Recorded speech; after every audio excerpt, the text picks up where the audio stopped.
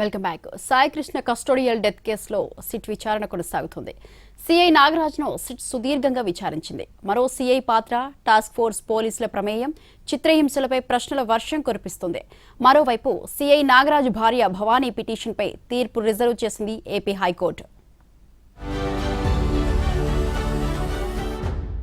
గాదె Saikrishna custodial death కేసులో దర్యాప్తు ముమ్మరంగా సాగుతోంది.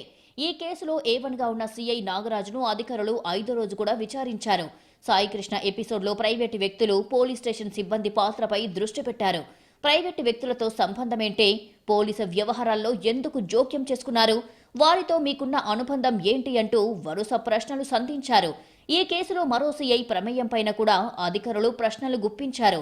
లాకప్ డెత్, మృతదేహం మాయం వ్యవహారంలో మరో సిఐ సహకరించారు అన్న ఆరోపణలు నిజమేనా అనే కోణంలోనూ విచారణ సాగింది. అయితే విచారణ సమయంలో సిట్ అడిగిన ప్రశ్నలకు నాగరాజు ఎలాంటి సమాధానాలు ఇవ్వలేదని తెలుస్తోంది.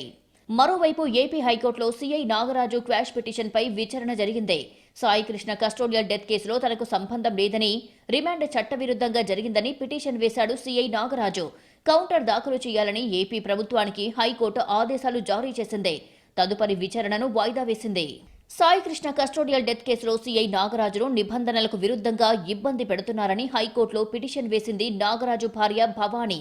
ఈ పిటిషన్పై విచారణ జరిపిన న్యాయస్థానం తీర్పును రిజర్వ్ చేసింది.